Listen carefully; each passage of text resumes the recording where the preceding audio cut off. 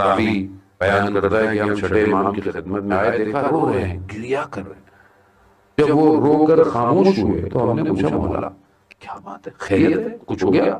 کہا نہیں، مجھے آخری زمانہ جو ہے وہ نظر آیا کہ اللہ کا ولی غیبت میں ہوگا اور لوگ اس طرح اس کا انتظار فرمائیں گے، کاش میں بھی اس دور میں ہوتا، میں بھی آخری کے لیے یہ کام کرتا۔ حضرت نہیں، ہر ولی آخری کے انتظار میں ہے۔ آج دنیا کو عدالت وہی دے سکتا ہے۔ ہم سب کہیں نہ کہیں مشکلات میں پھنسے ہوئے ہیں، دعا کریں کہ جب وہ ظہور فرمائے تو ہم اس قابل ہوں کہ اپنی چیزوں کو چھوڑ سکیں۔ یہ جو ہمارے چیزیں بندی ہوئی ہیں، رشتے، ہماری چیزیں، دولت، ہماری اولاد، ہماری بلونگنگز، ہماری عادتیں، یہ ہم چھوڑ سکیں جب امام کا ظہور، کیونکہ یہ مشکل ہے کہ ہم خود پھنس جائیں گے۔ میں اپنی بات کر رہا ہوں، آپ کو نہیں کہہ رہا۔ کوئی نہ کوئی میری غلط عادت مجھے پھنسا دے گی، کوئی نہ کوئی غلط بات میری پھنسا دے گی، کوئی نہ کوئی کہیں نہ کوئی میری خواہش کہیں میرے رکاوٹ نہ آ جائے اور اللہ کا ولی اکیلا رہ جائے۔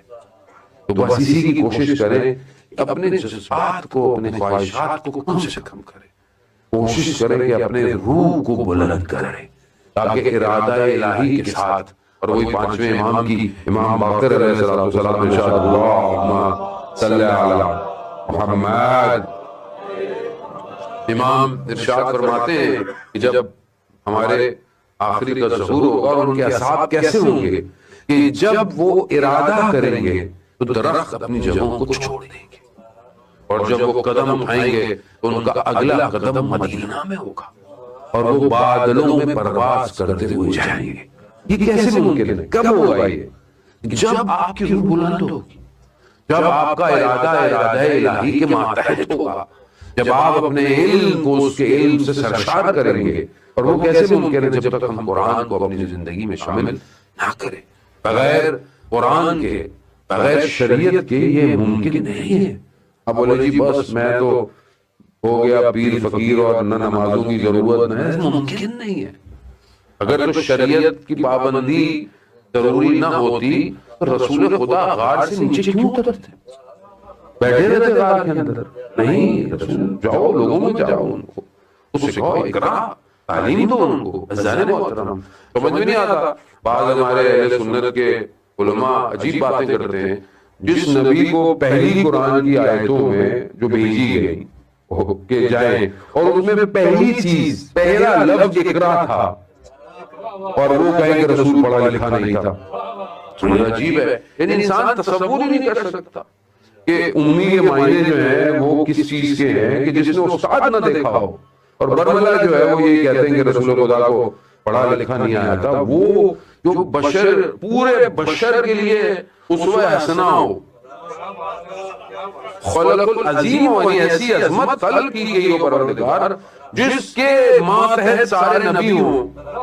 یہ مطلب عقل پتہ نہیں کہاں سے، عقل ہے ہی میرے خیال میں، عقل ہوتی تو یہ حرکتیں نہیں ہوتی ہے۔ مطلب انسان بات تو کرے، اگر آپ کے ذہن کی خطورات ہیں تو آپ اس کو اپنے ذہن میں رکھیں نا، آپ اس کو دین میں کیوں لے کر آ رہے ہیں کہ وہ بھی دوسرے کی طرف؟ تو آپ خود سوچیں کہ جو ایسا علم دے رہا ہو، جو اس کے بعد اس کو پڑھا، جو اپنے آخری وقت میں قلم اور کاغذ مانگ رہا ہو،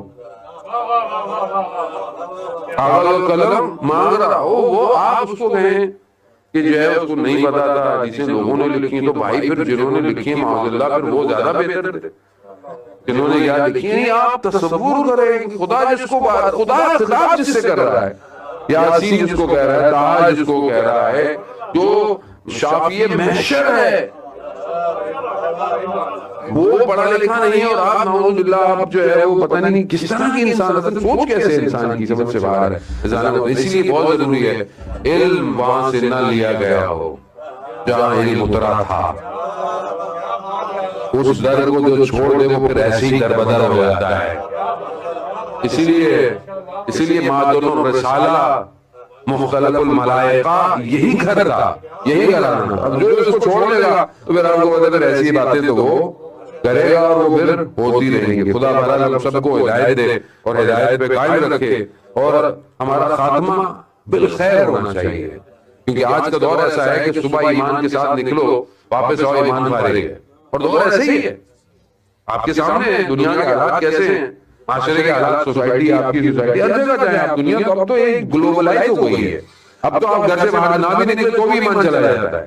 اب تو آپ کو کہیں جانے کی ضرورت نہیں ہے. آپ کے ہاتھ کا جو فون ہے یہ سب کچھ لے کے ویسے ہی گھوم رہا ہے آپ کے ساتھ. تو یہاں انسان کو کوشش کرنی چاہیے کہ غلطی ہو استغفار کرے, شرمندہ ہو اور کوشش کرے کہ اس کی آنکھوں میں آنسو آنے چاہیے. یہ بہت ضروری ہے. جو نا خشک اگر اندر سخت ہو گیا پھر بڑا مشکل ہے. اس کو ٹوٹنا بہت ضروری ہے. اور اگر آپ کی زندگی میں مشکلات آ رہی ہیں, پریشانیاں آ رہی ہیں اور آپ اللہ کے دروازے کی طرف آ رہے ہیں, آپ اپنے آپ کو خوش قسمت سمجھیں. آج کے دور میں اس کا مطلب ہے خدا نے آپ کو اکیلا نہیں چھوڑا. خدا وہ مشہور ہے نا لیلا اور مجنون, لائن میں سب کھڑے ہوئے, لیلا ان کے جاموں میں پانی بھر رہی ہے, سب اپنے اپنے ظرف لے کے کھڑے ہوئے. جیسی مجنون کی باری آئی اس نے اس کا ظرف توڑ دیا. تو وہ مجنون کیا کہتا ہے کہ میرے میں کوئی بات تھی ابھی تو لیلا نے میرا برتن توڑا ہے. تو اگر خدا آپ کا دل توڑ رہا ہے تو آپ میں کچھ ہے,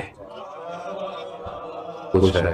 تو بہرحال اس کا شکر کرے انسان کہ اللہ اس کو کسی نہ کسی مشکل میں ڈال رہا ہے. عزیزان محترم, بہرحال اس دعا کے ساتھ کہ پروردگار ایام کے صدقے, ہستیوں کے صدقے, پاک ہستیوں کے صدقے میں آئمہ کی جناب ابو طالب علیہ السلام, رسول خدا صلی اللہ علیہ وسلم, جناب امام جعفر صادق علیہ السلام کے صدقے میں پروردگار امام زمانہ کے ظہور میں تعجیل عطا فرما, ہمیں ان کے ناصروں, ان کے مددگاروں میں شمار فرما, امام کو ہمارے اعمال سے راضی فرما.